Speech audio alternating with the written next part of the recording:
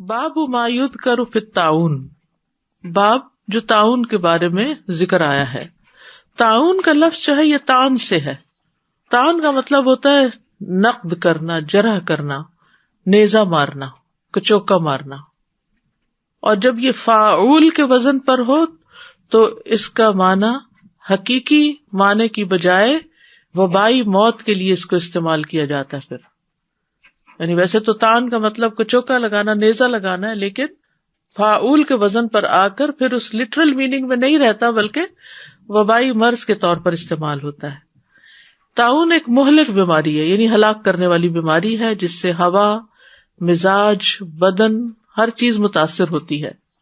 اس کی ابتدا ایک دردناک پھوڑے سے ہوتی ہے جو عموماً بغل میں نمودار ہوتا ہے، جس سے دل بے چین ہو جاتا ہے، بخار ہو جاتا ہے، قے وغیرہ آنے لگتی ہے، اور اچانک بیماری پھوٹتی ہے اور بہت جلد پھیل جاتی ہے، یعنی کسی ایک کو ہوئی اس سے دوسرے، تیسرے اور بے شمار لوگوں کو ہو جاتی ہے۔ اس کی مزید تفصیل بھی آگے آئے گی، ابھی اس حدیث کو دیکھتے ہیں۔ حدثنا حفص بن عمر حدثنا شعبہ قال اخبرني حبیب بن ابی ثابت قال سمعت ابراہیم بن سعد قال سمعت اسامہ بن زید يحدث سعدا عن النبی صلی اللہ علیہ وسلم۔ اسامہ بن زید جو تھے وہ سعد رضی اللہ عنہ کو بیان کر رہے تھے، اور وہ نبی صلی اللہ علیہ وسلم سے، انہ قال کہ آپ نے فرمایا، اذا سمعتم بالطاعون بارض، جب تم کسی زمین پر طاعون کے بارے میں سنو، فلا تدخلوها، تو وہاں داخل نہ ہو، واذا وقع بارض، اور جب کسی زمین پر وہ واقع ہو جائے، وہ وبا پھیل جائے، وانتم بها، اور تم وہاں موجود ہو، فلا تخرجوا منها، تو وہاں سے نکلو مت، پھر وہ علاقہ نہ چھوڑو۔ عام بیماریوں میں تو علاقہ چھوڑ سکتے ہیں، آب و ہوا تبدیل کر سکتے ہیں، لیکن طاعون کی بیماری میں منع ہے۔ فقلت انت سمعته يحدث سعدا، تو میں نے اسامہ سے کہا کہ کیا تم نے حضرت سعد کو یہ حدیث بیان کرتے ہوئے سنا ہے؟ ولا ينکرہ، اور وہ اس کا انکار نہیں کرتے تھے؟ قال نعم، کہنے لگے بالکل۔ اسی طرح ایک اور روایت بھی ہے صحیح مسلم کی اس بارے میں۔ عامر بن سعد بن ابی وقاص اپنے والد سے روایت کرتے ہیں کہ انہوں نے سنا کہ وہ اسامہ بن زید سے پوچھ رہے تھے کہ آپ نے طاعون کے بارے میں کیا سنا؟ تو اسامہ رضی اللہ عنہ نے کہا کہ رسول اللہ صلی اللہ علیہ وسلم نے فرمایا، طاعون اللہ کی بھیجی ہوئی آفت یا عذاب ہے جو بنی اسرائیل پر بھیجا گیا، یا فرمایا کہ تم سے پہلے لوگوں پر بھیجا گیا۔ تو یہ طاعون کیا ہے؟ آفت یا عذاب کی ایک شکل ہے جو بنی اسرائیل پہ بھیجی گئی یا کچھ پہلے لوگوں پر۔ جب تم سنو کہ وہ کسی سرزمین میں ہے تو اس سرزمین میں مت جاؤ، اور اگر وہ ایسی سرزمین میں واقع ہو جائے جس میں تم لوگ پہلے سے موجود ہو تو وہاں سے بھاگ کر نہ نکلو، کیونکہ اس سے عقیدہ خراب ہونے کا ڈر ہوتا ہے نا، کیونکہ انسان یہ سمجھتا ہے کہ طاعون مجھے موت دے دے گا یا فلاں شخص سے مجھے وہ بیماری لگ جائے گی، کیونکہ موت کا تو ایک وقت مقرر ہے اور وہ تو اپنے وقت پر آ ہی جائے گی۔ اور وبائی جگہ جانے یا وہاں سے نکلنے سے اس لیے منع کیا گیا ہے کہ لوگ یہ نہ سمجھے کہ یہاں سے بھاگ کر نکل جائیں گے تو موت سے بھی بچ جائیں گے۔ اگر آپ کو یاد ہو دوسرے پارے کے آخر میں کچھ لوگوں کا ذکر آتا ہے جن کے آتا ہے نا کہ الم تر الی الذین خرجوا من دیارہم وہم الوف حذر الموت، تو کیا ہوا؟ فقال لهم اللہ موتوا، اللہ نے سب کو مار دیا۔ کیا تم نے دیکھا ان لوگوں کو جو ہزاروں کی تعداد میں تھے، جو اپنے گھر چھوڑ کے نکل گئے موت کے ڈر سے؟ اور وہاں بھی مفسرین کہتے ہیں کہ ایسی کوئی بیماری تھی، اور عموماً یہ حدیث وہاں کوٹ کی جاتی ہے کہ جہاں طاعون ہو وہاں سے نکلو مت، یہ سوچ کے کہ اس جگہ سے بھاگ جائیں گے تو موت سے چھٹکارا ہو جائے گا، نہیں، اگر موت آنی ہوئی تو پھر بھی آ جائے گی۔ تو کوئی شخص یہ نہ کہے کہ میرا فلاں جگہ جانا ہلاکت کا سبب بنا یا وبائی جگہ سے میں نکل آیا تو پھر میں بچ گیا۔ انشاءاللہ آگے مزید اس سے پتہ چلے گا۔ سب سے پہلے تھوڑا سا طاعون کے بارے میں اور جان لیجئے کہ طاعون کیا چیز ہے۔ ابو موسیٰ اشعری کہتے ہیں کہ رسول اللہ صلی اللہ علیہ وسلم نے فرمایا، میری امت تان اور طاعون سے فنا ہوگی۔ کسی نے پوچھا، یا رسول اللہ صلی اللہ علیہ وسلم، تان کا معنی تو ہم نے سمجھ لیا کہ نیزوں سے مارنا، طاعون کیا ہے؟ آپ نے فرمایا، تمہارے دشمن جنات کے کچوکے ہیں، یعنی جو جنات تم سے دشمنی رکھتے ہیں وہ یعنی ایسے کو چوکے مارتے ہیں. اور دونوں صورتوں میں شہادت ہے. یعنی اگر کوئی دشمن کا نیزہ لگ کے مرے فزیکلی، یعنی کوئی دشمن سامنے ہو تو وہ بھی شہادت ہے. اور اگر ہوائی دشمن یعنی جنات وغیرہ کوئی ایسی چیز سے حملہ کرتے ہیں جسم پر کہ جس سے وہ پھوڑا نکل آتا ہے تو جو شخص اس میں مرتا ہے وہ بھی شہید کہلاتا ہے. ٹھیک ہے. ایک اور حدیث میں ہے، سلسلہ صحیحہ کی ہے یہ، حضرت عائشہ سے روایت ہے کہ رسول اللہ صلی اللہ علیہ وسلم نے فرمایا، طاعون میری امت کے لیے شہادت ہے اور جنوں میں سے تمہارے دشمنوں کے لیے ندامت اور پشیمانی ہے. اس کا زخم اونٹ کے خدود کی طرح ہوتا ہے جو بغل اور پیٹ کے نرم حصے پہ نکلتا ہے، سافٹ ٹشوز میں. جو اس بیماری کی وجہ سے مر جائے وہ شہید ہوتا ہے، اور جو اسی علاقے میں ڈٹا رہا وہ اللہ کے راستے میں سرحد پر مقیم رہنے والے کی طرح ہوتا ہے، اور جس نے فرار اختیار کیا وہ جنگ سے بھاگ جانے والے کی طرح ہوتا ہے. کیونکہ اگر سارے لوگ بھاگ نکلے تو جو وہاں فوت ہو جائیں ان کو دفنائے گا کون، یا جو بیمار ہیں ان کا علاج کون کرے گا. اسی طرح ایک اور حدیث میں آتا ہے، عبداللہ بن عمر رضی اللہ عنہ بیان کرتے ہیں کہ رسول اللہ صلی اللہ علیہ وسلم متوجہ ہوئے اور فرمایا، اے مہاجرین کے گروہ، 5 ایسی چیزیں ہیں، یعنی 5 ایسی آزمائشیں ہیں جن میں تم مبتلا ہوگے، اور میں اس بات سے اللہ کی پناہ چاہتا ہوں کہ تم ان کو پاؤ. ان میں سے ایک یہ ہے کہ جب کسی قوم میں بدکاری عام ہو جاتی ہے اور وہ اعلانیہ اس کا ارتکاب کرنے لگتے ہیں تو ان میں طاعون اور اسی طرح کی مختلف بیماریاں پھیل جاتی ہیں جو کہ ان سے پہلے گزرے ہوئے لوگوں میں موجود نہ تھیں. یعنی ایسی قومیں جو کھلی برائیاں کرتی ہیں ان میں طاعون یا طاعون جیسی اور بیماریاں پیدا ہونے لگتی. اب آپ دیکھیں کہ کینسر بھی جو ہے وہ بھی ایک اسی سے ملتی جلتی چیز ہے، جس میں یعنی پھوڑا بن جاتا ہے یا یعنی اس قسم کی تکلیف آتی ہے. تو بعض لوگ تو یہ کہتے ہیں کہ یہ بھی اصل میں جنات کی وجہ سے ہی پیدا ہو سکتا ہے، یہ اس میں احتمال ہوتا ہے. یعنی اچھا بھلا انسان ہوتا ہے اور اندر ہی اندر اس کی ایسی بیماری پل رہی ہوتی ہے کہ اس کو پتہ بھی نہیں چلتا، اور اچانک بعض اوقات ایسے موقع پر آ کر کھلتا ہے کہ پھر ناقابل علاج ہی ہو جاتا ہے. السلام علیکم. استاذہ جی، ہم پھر یہ لے سکتے ہیں کہ کینسر کی موت شہادت کا درجہ؟ جی، یعنی اس سے ملتی جلتی ہے تو امید یہی کی جا سکتی ہے، کیونکہ آگے آپ دیکھیں گے حدیث جس میں آتا ہے کہ اگر ایک انسان ایسی بیماری پر صبر کرتا ہے اور اس کے جسم سے خون بہتا ہے، یعنی طاعون میں بھی پھر وہ پھوڑا ایسا ہوتا ہے کہ خون بہنے لگتا ہے، تو شہادت کی موت میں بھی آپ دیکھیں کہ خون بہتا ہے. اسی طرح جس عورت کا بچہ پیدا اور اس میں وہ فوت ہو جاتی ہے تو اس کے لیے بھی ایک طرح سے شہادت لکھی جاتی ہے. کچھ پیٹ کی بیماری سے مرنے والے کے لیے بھی شہادت ہے، ڈوب کے مرنے والے کے لیے. تو شہید کئی قسم کے. اعلیٰ درجے کی شہادت تو وہی ہے جو اللہ کے رستے میں میدان جنگ میں کوئی مارا جائے یا کسی دشمن کے ہاتھوں مارا جائے. لیکن یہ ہے کہ ایسی بیماریاں بھی اگر انسان ان پہ صبر کرتا ہے تو پھر، اور اگر صبر نہیں کرتا اور واویلا کرتا ہے تو پھر نہیں. السلام علیکم سازا. سازا آپ سے پوچھ رہا تھا، جس طرح سے طاعون کی بیماری میں اسپیشلی یہ کہا گیا ہے کہ آپ اس جگہ سے موو نہیں کریں، تو اس کی ایک ریزن کیا ہو سکتی ہے کہ کیونکہ یہ وبائی مرض ہے تو اس لیے کہ وہ بندہ اگر موو کرے گا تو پھر دوسرے علاقے میں بھی یہ پھیل سکتی ہے، یہ بھی ایک لاجک ہو سکتی ہے؟ جی، یہ بھی ہو سکتی ہے، لیکن یہ ہے کہ وبا لگتی نہیں جب تک اللہ کا اذن نہ ہو. I wanted to say kind of what the sister had said as well, that of course unless Allah subhanahu wa ta'ala allows it, we know that a lot of viruses and plagues like SARS and the H1N1 and the Middle Eastern respiratory syncytial virus, it's all part of the reason that it's spread is because people are traveling and it creates the means through which that vector moves forward. Yeah. Next hadith ہے 625. حدثنا عبد الله بن يوسف اخبرنا مالک عن ابن شہاب عن عبد الحمید ابن عبد الرحمن ابن زید ابن الخطاب عن عبد الله ابن الحارث ابن نوفل عن عبد الله ابن عباس ان عمر ابن الخطاب رضی اللہ عنہ. عبداللہ بن عباس کہتے ہیں کہ عمر رضی اللہ عنہ خرج الی الشام، شام کے علاقے کی طرف گئے، حتی اذا کان بسرغہ، یہاں تک کہ سرغ کے مقام پر پہنچے، لقیہ امراء الاجنادی، تو ان کو لشکروں کے سردار ملے.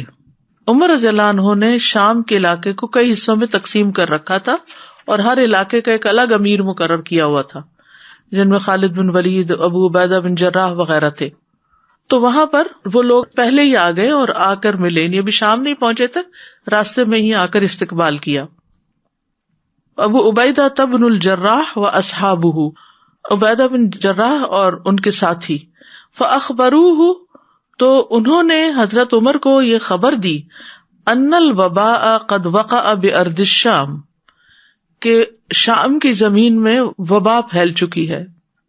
قال ابن عباس، ابن عباس کہتے ہیں، فقال عمر ادع لی المہاجرین الاولین، کہنے لگے کہ میرے پاس مہاجرین اولین کو بلاؤ. فدعاہم، تو انہوں نے ان کو بلایا. فاستشارہم، پھر ان سے مشورہ کیا. وَأَخْبَرَهُمْ أَنَّ الْوَبَاءَ قَدْ وَقَعَ بِالشَّامِ، اور انہیں خبر دی کہ شام کے علاقے میں وبا پھیلی ہوئی ہے. فاختلفوا، تو انہوں نے اختلاف کیا. کیا؟ فقال بعضهم قد خرجت لأمر ولا نرى أن ترجع عنه، ہم دیکھتے ہیں کہ آپ ایک کام سے نکلے ہیں اور اب واپس نہیں جانا چاہیے. وقال بعضهم معك بقية الناس واصحاب رسول اللہ صلی اللہ علیہ وسلم ولا نرى ان تقدمهم على هذا الوباء، بعض کا خیال یہ تھا کہ آپ کے ساتھ باقی لوگ بھی ہیں، آپ اکیلے نہیں ہیں، اصحاب رسول ہیں، اور ہم نہیں سمجھتے کہ آپ کو وبا کے علاقے میں جانا چاہیے. فقال ارتفعوا عني، یہ باتیں سن کے حضرت عمر کہنے لگے یہاں سے چلے جاؤ. ثم قال ادعوا لي الانصار، پھر بولے کہ میرے پاس انصار کو بلاؤ. فدعوتهم، تو وہ کہتے ہیں میں نے ان کو بلایا. فاستشارهم، تو آپ نے ان سے بھی مشورہ کیا. فسلكوا سبیل المہاجرین، تو انہوں نے بھی مہاجرین والا ہی کام کیا، دو گروہ بن گئے. ایک نے کہا کہ اب آئے ہیں تو چلے ہی جائیں، دوسرے نے کہا کہ وبا کی زمین پہ نہیں جائیں. فاختلفوا كاختلافهم، تو انہوں نے بھی ان کے اختلاف کی طرح اختلاف کیا. فقال ارتفعوا عني، تو بولے یہاں سے چلے جاؤ. ثم قال ادعوا لي من كان ها هنا من مشيخة قريش، پھر کہنے لگے بلاؤ میرے پاس جو بھی وہاں کوئی ہے قریش کے بزرگوں میں سے، من مہاجرت الفتح، جنہوں نے فتح مکہ سے پہلے ہجرت کی. فدعوتهم، تو میں نے ان کو بلا لیا. فلم يختلف منهم علیہ رجلان، تو ان میں سے دو نے بھی آپس میں اختلاف نہیں کیا. کس بات پر؟ کہ واپس جائیں. فقالوا نرى ان ترجع بالناس، وہ کہنے لگے کہ ہم سمجھتے ہیں کہ آپ لوگوں کو واپس لے جائیں. ولا تقدمهم على هذا الوباء، ان کو اس وبا کے علاقے میں نہیں لے جائیں. فنادى عمر في الناس، تو حضرت عمر نے لوگوں میں منادی کر دی، اعلان کر دیا، انی مصبح علی ظاہر، کہ میں صبح کے وقت سواری پر ہوں گا. فاصبحوا علیہ، تم بھی اس پر سوار ہو جاؤ صبح کو. قال ابو عبیدہ بن الجراح، تو ابو عبیدہ بن جراح کہنے لگے، افرارا من قدر اللہ، کیا آپ اللہ کی تقدیر سے بھاگ کے جا رہے ہیں؟ فقال عمر، تو عمر کہنے لگے، لو غیرک قالها یا ابا عبیدہ، کاش تمہارے علاوہ کسی اور نے یہ بات کی ہوتی، مجھے تم سے توقع نہیں تھی کہ تم ایسی بات کرو گے. نعم نفر من قدر اللہ الی قدر اللہ، کتنا خوبصورت جملہ ہے یہ.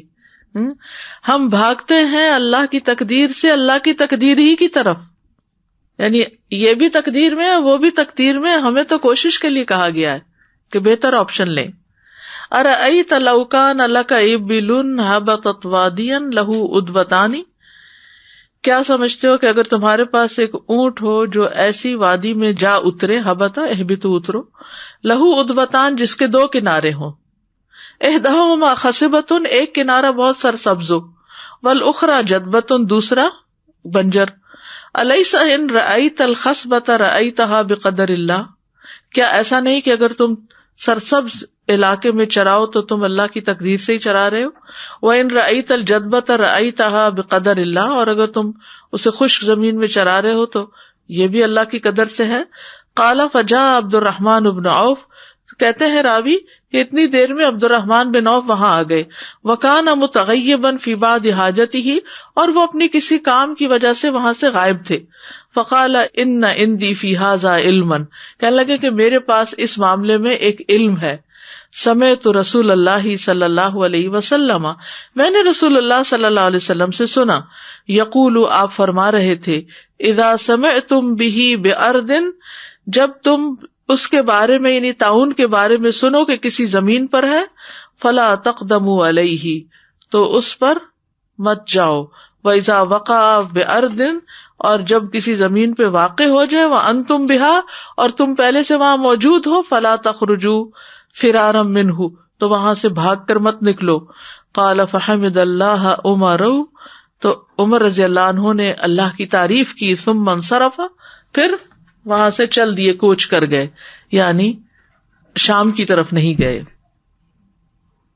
عقل مند لوگ کس طرح فیصلے کرتے ہیں؟ کیا نظر آ رہا ہے؟ آپ بتائیے مجھے.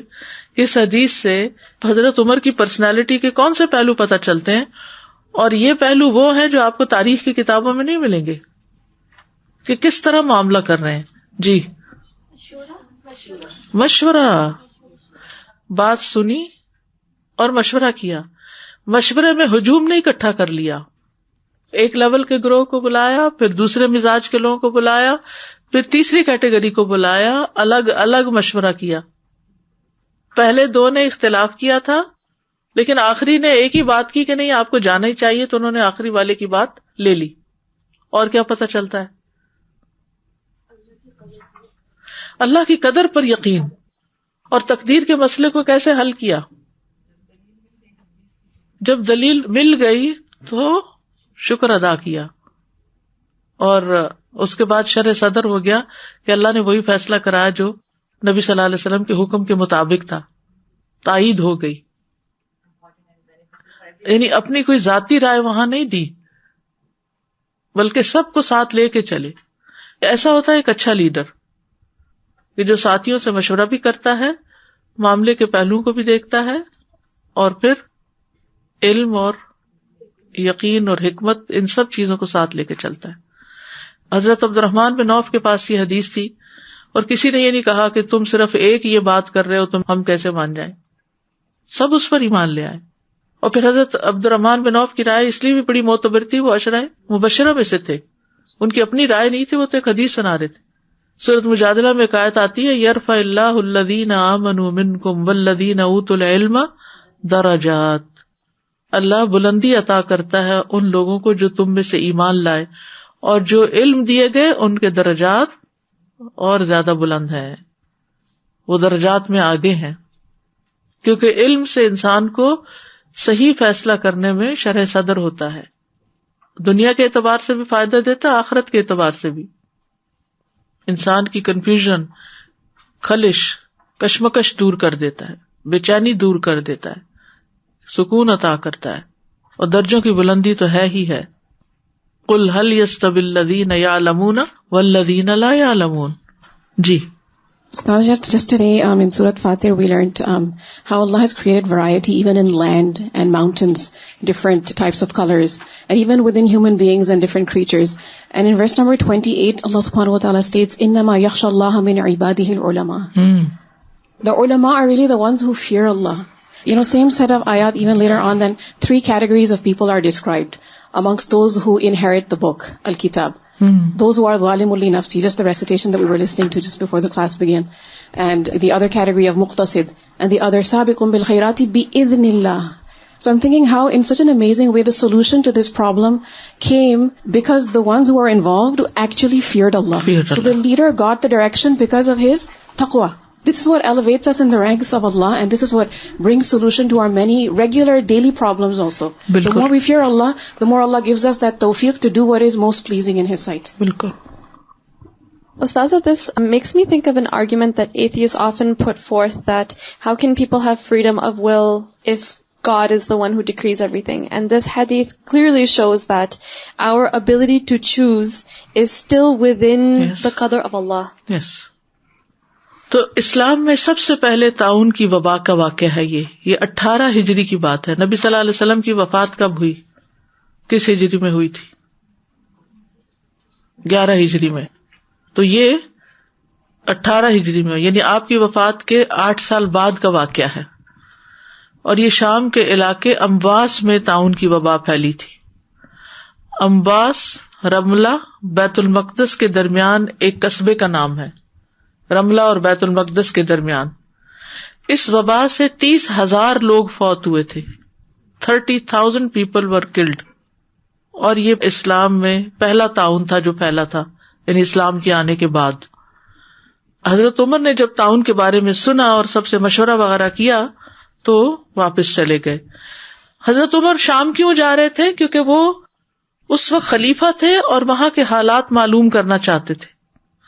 تو جو امیر ہوتا ہے، جو خلیفہ ہوتا ہے یا جو بھی ذمہ دار ہوتا ہے، اس کو صرف سنی سنائی خبروں پر یقین نہیں کر لینا چاہیے. حالات کی، واقعات کی حقیقت اپنی آنکھوں سے بھی جاننی چاہیے، دیکھ کر جائزہ لینا چاہیے کہ کسی بھی چیز کی سچویشن کیا ہے. مثلاً آپ گھر کے اندر ہی دیکھیں کہ والمرأۃ راعیۃ فی بیت زوجہا، عورت اپنے گھر کی امیر ہے، ذمہ دار ہے. اب عموماً یہ ہوتا ہے کہ آپ ایک بچے کو بھیجتے دیکھو بڑا بھائی کیا کر رہا ہے جا کے، تو وہ ایسے ہی بس کیجولی دیکھ کے آ کے آپ کو بتاتا ہے اور وہ غلط رپورٹنگ ہوتی ہے. بعض اوقات ایگزیکٹلی وہ نہیں ہوتی جو دوسرے کی سچویشن ہوتی، تو آپ ایک دم غصے میں آ جاتے، آپ نیچے سے چلانا شروع کر دیتے. اور ہو سکتا ہے کہ وہ لیٹ کے پڑھ رہا ہو اور اس نے پیچھے سے دیکھا ہو کہ وہ سو رہا ہے، اس نے کہا جی سو رہا ہے، حالانکہ وہ سو نہیں رہا تھا.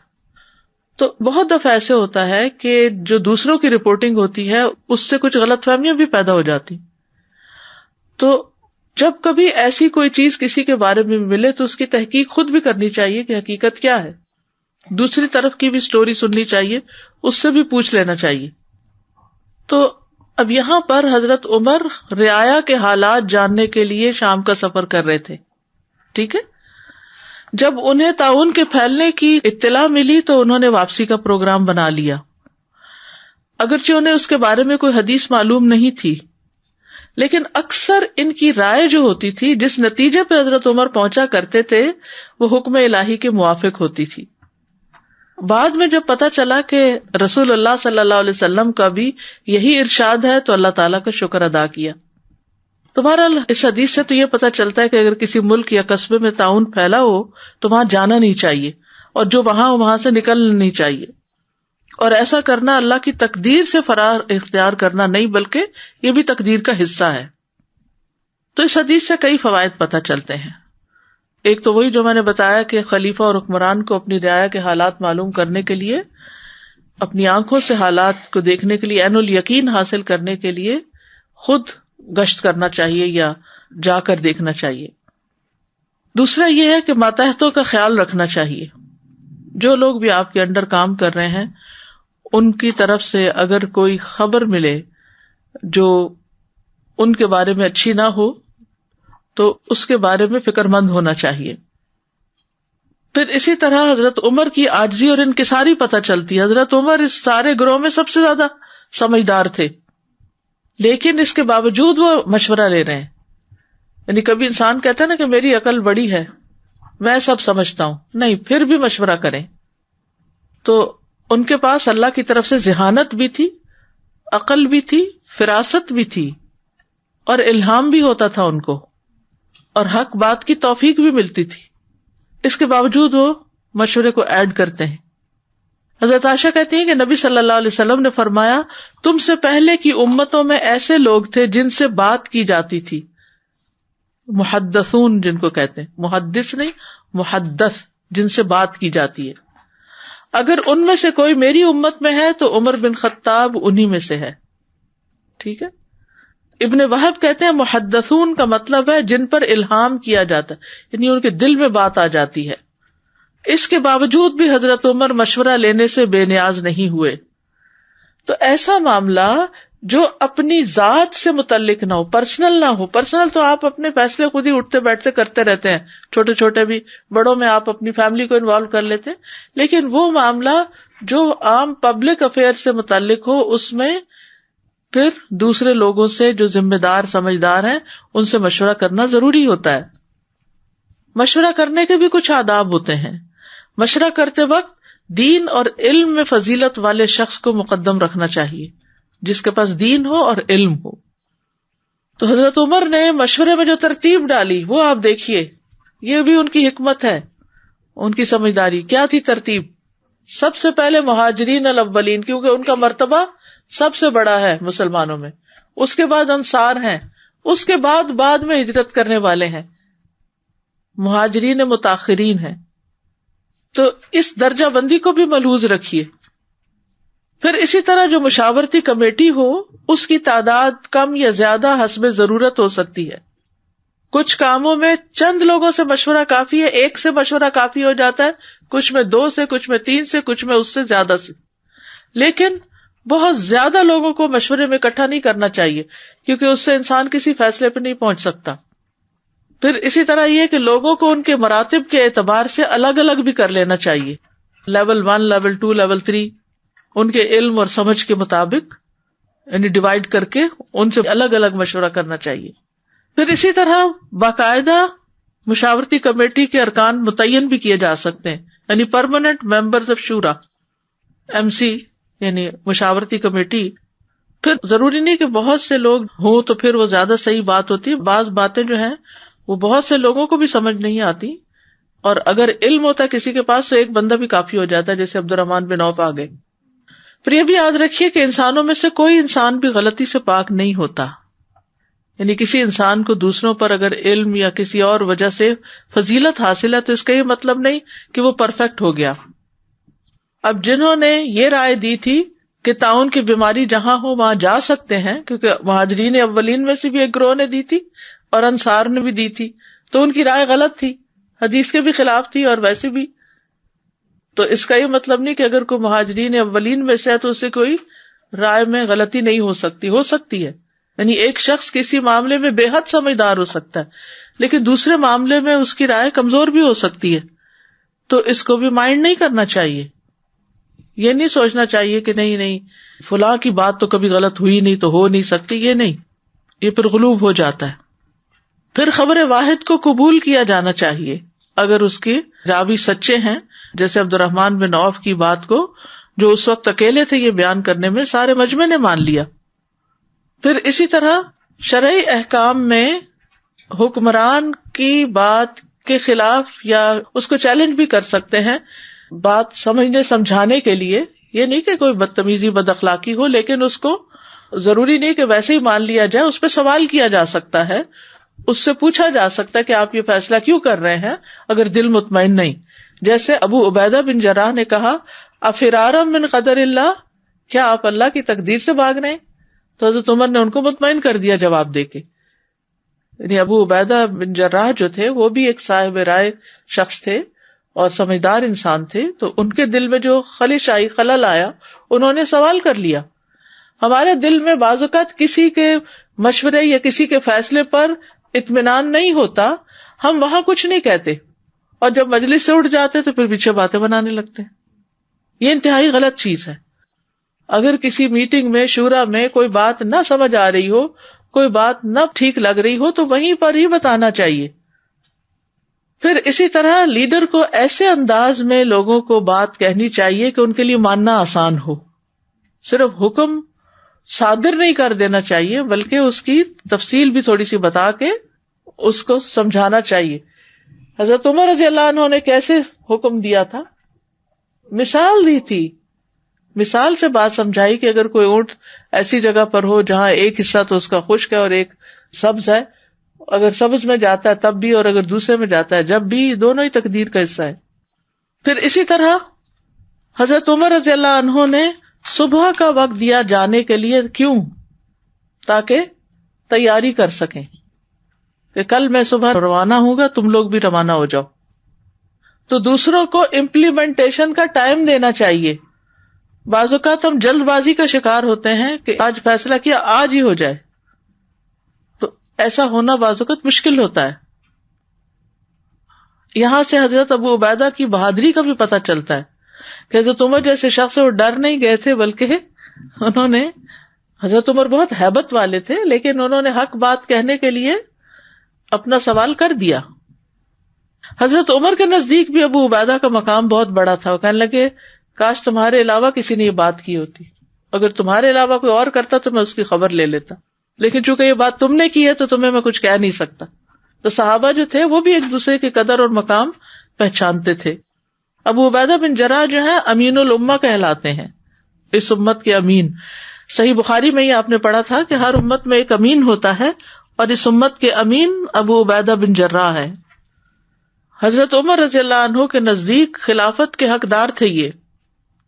جب حضرت عمر کو خنجر گھونپ دیا گیا تھا تو اس وقت انہوں نے کہا اگر ابو عبیدہ زندہ ہوتے تو میں انہیں خلیفہ نامزد کر دیتا. یعنی اتنی قدر تھی ان کے دل میں حضرت ابو عبیدہ کی.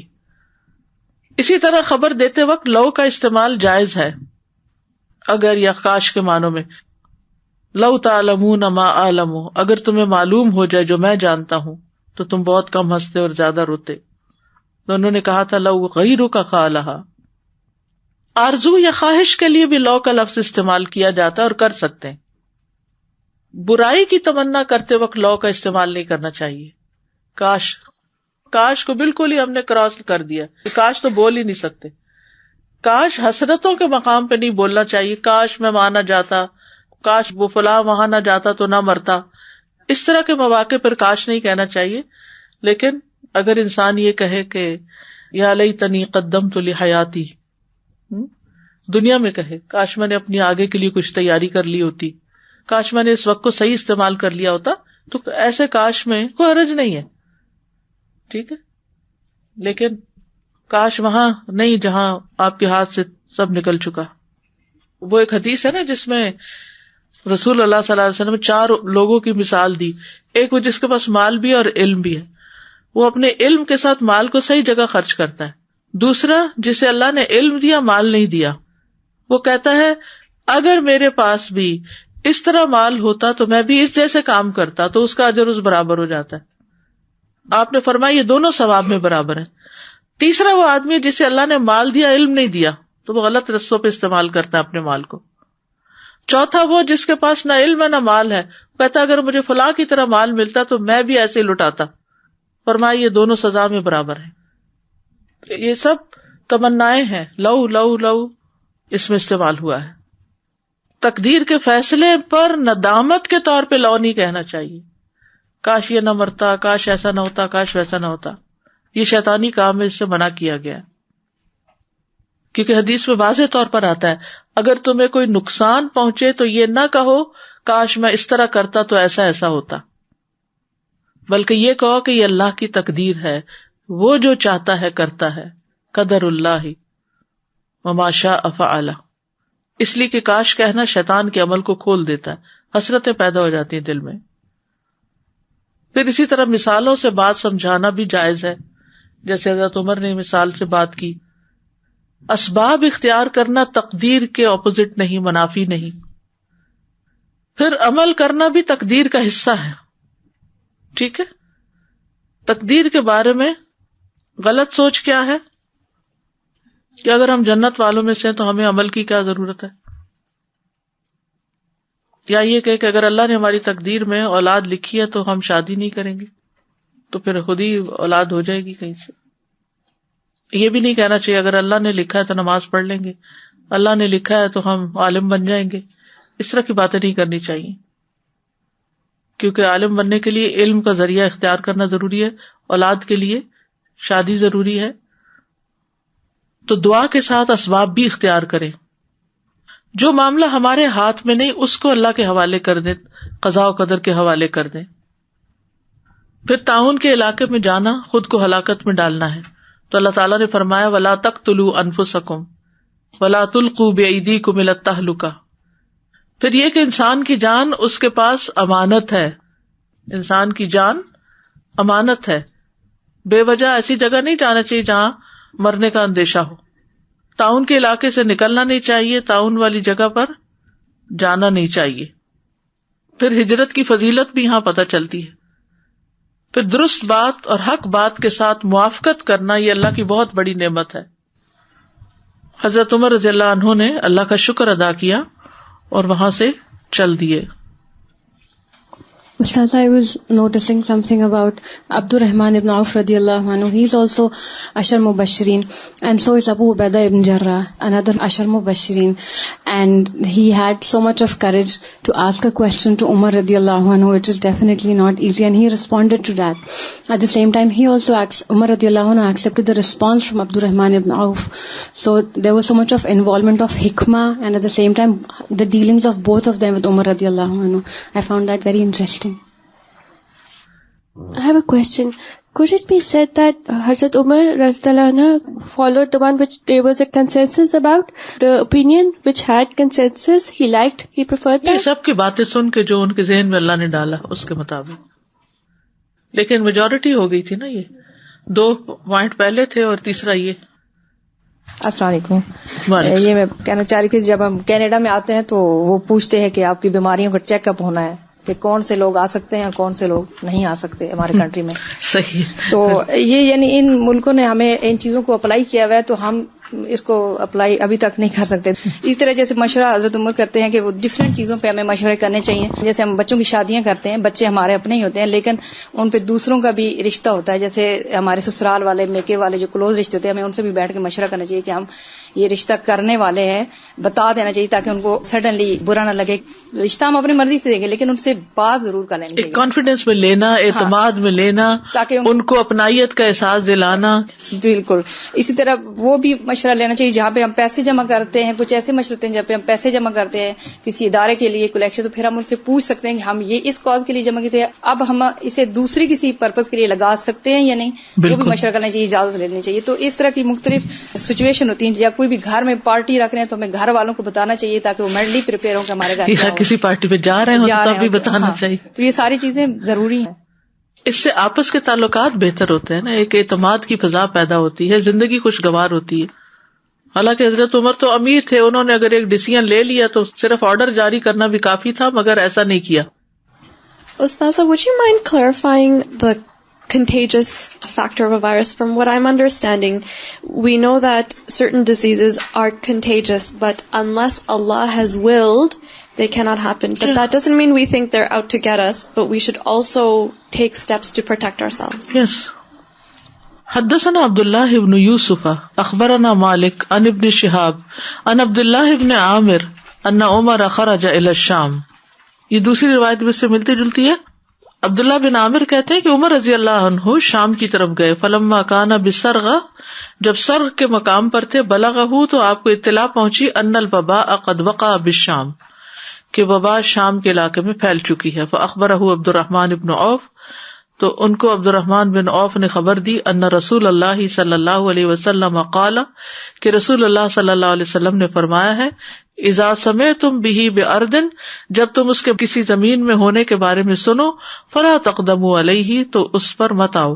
واذا وقع بارض وانتم بها, اور جب کسی زمین میں واقع ہو جائے اور تم وہاں موجود ہو, فلا تخرجوا فرارا منہ, تو اس سے بھاگ کر مت نکلو. تو اس حدیث میں فرارم منہ کے الفاظ کا اضافہ ہے, اس لیے یہاں پر امام بخاری یہ حدیث لائے ہیں. یعنی اسامہ رضی اللہ عنہ کی وہ حدیث جو پہلے بیان ہو چکی ہے اس میں لا تخرجوا منہا تک ہی ہے, انہوں نے فرارم منہ کے الفاظ نہیں ادا کیے, جبکہ عبد الرحمن بن عوف نے فرارم منہ کے الفاظ کہے. ٹھیک ہے, اس سے یہ پتا چلتا ہے کہ اگر کوئی نکلتا ہے اور فرار کے لیے نہیں نکلتا, ویسے کسی کام سے نکلتا ہے تو وہ اور بات ہے. حضرت عمر رضی اللہ عنہ نے واپسی کا ارادہ تو کر لیا تھا, لیکن پھر جب حضرت عبد الرحمن بن عوف کی حدیث سنی تو اپنا ارادہ پختہ کر لیا. ایک اور روایت میں یہ بھی آتا ہے کہ حضرت عمر کو پھر بھی واپس لوٹنے پر ندامت ہوئی. آپ یوں دعا کیا کرتے تھے, اللہ میرا مقام سرغ سے واپس آنا معاف کر دے. یہ کیوں؟ اس لیے کہ وہ ایک بہت بڑی مہم کے ارادے سے نکلے تھے, اپنی رعایا کی خبر لینے کے لیے نکلے تھے, منزل مقصود کے قریب پہنچ گئے تھے اور پھر وہاں سے واپس آ گئے. وہ انتظار بھی کر سکتے تھے کچھ عرصہ کہ طاعون ختم ہو جائے تو پھر ہم اپنا کام کر کے جاتے ہیں. تو مشن اکمپلش نہیں ہوا تھا, انکمپلیٹ تھا ٹاسک, تو اس کے انکمپلیٹ ہونے کی وجہ سے ان کو ندامت ہوتی تھی.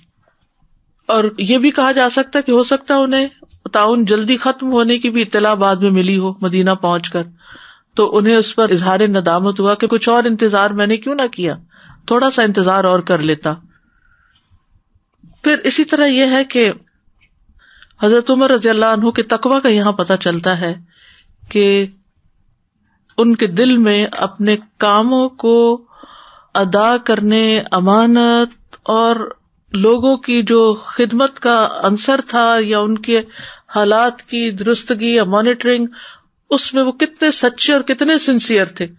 آج ہم سب اپنی اپنی جگہ اپنے اپنے رول کو دیکھیں جو جس بھی جگہ پر ہے، کیونکہ ہمارے دین میں ہر کوئی لیڈر ہے. کلکم راعن و کلکم مسئول عن رعیتہ، مرد بھی ذمہ دار ہے، عورت اپنی جگہ ذمہ دار ہے، حتیٰ کہ ایک حدیث کے مطابق جو گھر کا نوکر ہے وہ بھی ذمہ دار ہے، اس سے آقا کے مال کے بارے میں پوچھا جائے گا کہ وہ کس طرح استعمال کیا.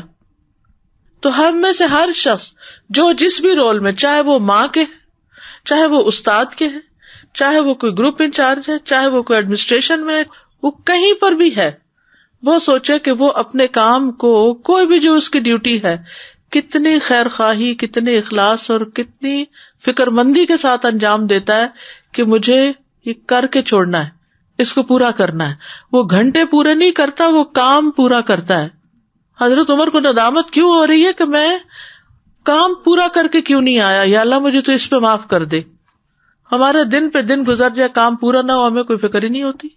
کیا ہے، ٹائم ختم ہو گیا تھا، چھٹی ہو گئی تھی، ٹرم ختم ہو گئی تھی. تو اپنے آپ کو ایکسکیوز نہیں دینے چاہیے. جو بھی کوئی آپ کی زندگی میں گول ہے، مشن ہے، ٹاسک ہے، ڈیوٹی ہے، اسائنمنٹ ہے، کوئی بھی چیز ہے، تو اس کو کمپلش کرنے کی کوشش کریں. اس حدیث کو کس طرح اپلائی کر سکتے ہیں جو بات ابھی میں نے کی ہے؟ اپنے اپنے رول سے متعلق کچھ کہیے. ہاں جی بولیے. Ustaza, my role as a student. So as a student we have to do ihsan in the way we are learning, as it is taught to us, doing lesson 7 times, coming to the class on time, attending all the classes, when doing all the assignments on time and not waiting for the deadline to extend. So that is very important as a student of the Quran. اور جب قرآن کی completion بھی ہو جاتی ہے، function بھی ہو جاتا ہے، دعوت بھی ہو جاتی ہے، ٹائٹل بھی مل جاتا ہے، تو اپنے ضمیر کے اندر جھانک کے پوچھنا چاہیے سارا پڑھا بھی ہے؟ کتنا مس کیا، اس میں سے کتنے بلینک پیجز ہیں، اور کتنا پڑھا لیکن سمجھ کچھ نہیں آئی. تو ہم میں سے ہر شخص خود اپنا محاسبہ کرے کہ اس نے اپنا کام کس حد تک درست کیا اور احسان کے درجے میں کیا. So I was just thinking, many times we are responsible for certain things, but there are other people who are above it, who might remind us. But we actually falter in the areas when nobody is above us. When nobody is there to check my work as a mother. بالکل. Over here, yes, somebody can actually complain and somebody can actually come and show their concern that there was something wrong on my part. But at home, there's nobody to check on me. So those are the places بہت جگہ ایسے ہوتے ہیں کہ اپنے کاموں کو ہم نے خود ہی سوچا ہوتا کہ ہم یہ کریں گے، اور پھر خود ہی اس کو نہیں کرتے، خود ہی اپنا ارادہ چینج کر کے رکھ دیتے ہیں. کس قدر ضروری ہے، کیونکہ انما الاعمال بخواتیمہا، اعمال کا دار و مدار ان کے خاتمے پر ہے کہ خاتمہ کس پہ ہوا، زندگی کا بھی خاتمہ کس پہ ہوا. کسی بھی کام کو، مثلاً اگر آپ کھانا ہی بنا رہے ہیں اور سارا وقت سر پہ کھڑے رہے، آخری وقت میں غافل ہو گئے اور وہ کھیر جل گئی نیچے سے، تو ساری محنت گئی نا. تو خاتمہ جو ہے اس کی بڑی اہمیت ہے کہ خاتمہ کس پہ ہو رہا ہے، اینڈ کس پہ ہوا ہے، تعلقات کا انجام کیا ہوا ہے. شادی کی خوشی تو سب کو ہوتی ہے، نبھانا کتنے لوگ جانتے ہیں، اور انجام کیا ہو رہا ہے. السلام علیکم. وعلیکم السلام. یہ دین جو ہے نا، یہ 24 گھنٹے میرا کام کرنے کا ہے کہ آپ کہیں پہ بھی ہیں تو وہ کوئی کسی رول ادا کر رہے ہیں. کہیں آپ اسٹوڈنٹ ہیں، کہیں آپ بیوی ہیں، کہیں آپ ماں ہیں، کہیں آپ مسافر ہیں، کہیں آپ ڈرائیور ہیں، گاڑی چلا رہے ہیں. تو ہر جگہ پہ ایک کام ہی کام ہے، اور یہ ہے کہ آپ جہاں پہ بھی ہوں اپنے علم حاصل کریں اور اس نیت سے کریں کہ یہ عمل میں لانا ہے اور یہ میں صحیح طریقے سے کر سکوں. اور جہاں پہ بھی آپ کریں، جیسے کمپیوٹر پہ ہم کلک سارا دن لگتے ہیں، کلک کیا اب یہ بریانی نکلا، کلک کیا اب یہ قرآن نکلا، تو ہمارے دماغ میں یہ چیز فکس ہو جانی چاہیے کہ ہم اب کیا کریں، اب کیا کریں، اب کون سا درجے والا کام ہمیں کر لینا چاہیے، اور اب اس کو کیسے موڑ دینا چاہیے. اور جہاں پہ ہمیں کمی رہ گئی وہاں پہ معافی مانگنی چاہیے ان لوگوں سے. لوگوں کے حقوق ادا کرنے ہیں. کتنے لوگ ہوتے ہیں آپ کہہ رہا ہوں، ایک کو حقوق ادا کریں تو دوسرا ناراض ہے، یعنی یہی پورے کرتے رہیں تو میرے خیال میں اتنا مشکل ہے ایک انسان کے. اور دوسرے سے توقعات نہ رکھے بلکہ اپنے کام میں لگے رہیں. اس سے آپ کو کیا ہوگا کہ آپ کو سکون رہے گا اور آپ وہ پریشان نہیں ہوں گے، کیونکہ آپ تو لگے ہوئے دینے میں کہ آپ کو کبھی کسی کی، پھر تو معاملہ اللہ کے سپرد ہو جاتا ہے نا کہ آپ لگے ہوئے تھے اور پھر پورا ہوا کہ نہ اپنی ہوا. پوری کوشش کریں جتنی آپ کو اللہ تعالیٰ نے ہمت دی ہوئی ہے، اور اس سے زیادہ اگر نہیں کرتے تو پھر اللہ میرے پکڑتے بھی نہیں اس کے اوپر. حدثنا عبد الله بن يوسف اخبرنا مالك عن نعيم المجمر عن ابي هريره رضي الله عنه قال ابو ہریرہ رضی اللہ عنہ کہتے ہیں قال رسول اللہ صلی اللہ علیہ وسلم، رسول اللہ صلی اللہ علیہ وسلم نے فرمایا لا يدخل المدینۃ المسیح ولا الطاعون، کہ مدینہ میں مسیح دجال اور طاعون داخل نہ ہو سکے گا. صحیح بخاری کی دوسری روایت ہے رسول اللہ صلی اللہ علیہ وسلم نے فرمایا مدینہ کے دروازوں پر فرشتے پہرا دیں گے، وہاں نہ تو مرض طاعون داخل ہوگا نہ ہی دجال. ایک اور حدیث میں آتا ہے رسول اللہ صلی اللہ علیہ وسلم نے فرمایا میرے پاس جبریل علیہ السلام بخار اور طاعون لے کر آئے، میں نے بخار کو مدینہ میں روک لیا اور طاعون کو شام کی طرف بھیج دیا. اب طاعون میری امت کے لیے شہادت اور رحمت ہے، جبکہ کافروں کے لیے عذاب ہے. اب یہ آپ دیکھیے کہ اس حدیث کے مطابق آپ نے کہا میں نے شام کی طرف بھیج دیا اور شام ہی میں طاعون پڑ گیا، مدینہ میں داخل نہیں ہوا، حالانکہ مدینہ وبائی شہر تھا. پھر مدینہ میں بخار بہت ہونے لگا تو آپ نے اس کو کس طرف بھیج دیا؟ حدیث بہت دفعہ آ چکی ہے، جوحفہ کی طرف. جی ہاں، اور اس وقت سے پھر مدینہ ایک خوشگوار خطہ بن گیا. حدثنا موسیٰ بن اسماعیل حدثنا عبد الواحد حدثنا عاصم حدثتنی حفصة بنت سیرین قالت قال لی انس بن مالک. حفصہ کہتی ہیں کہ مجھ سے انس بن مالک رضی اللہ عنہ نے کہا یحییٰ بما ماتا، یحییٰ کس طرح فوت ہوئے، ان کے بھائی. قلت من الطاعون، میں نے کہا طاعون سے. قال قال رسول اللہ صلی اللہ علیہ وسلم الطاعون شہادۃ لکل مسلم، رسول اللہ صلی اللہ علیہ وسلم نے فرمایا کہ طاعون ہر مسلمان کے لیے شہادت ہے. نبی صلی اللہ علیہ وسلم نے دعا بھی کی اللہم اجعل فناء امتی فی سبیلک بالطعن والطاعون، اے اللہ میری امت کی موت اپنے راستے میں نیزوں اور طاعون کی حالت میں مقرر فرما، یعنی شہادت ملے ان کو، مرنا تو ہے ہی. حدثنا ابو عاصم عن مالک عن سمی عن ابی صالح عن ابی ہریرہ عن النبی صلی اللہ علیہ وسلم قال المبتون شہید والمطعون شہید. ابو ہریرہ رضی اللہ عنہ کہتے ہیں کہ نبی صلی اللہ علیہ وسلم نے فرمایا پیٹ کی بیماری سے مرنے والا بھی شہید ہے اور نیزے سے مرنے والا بھی شہید ہے.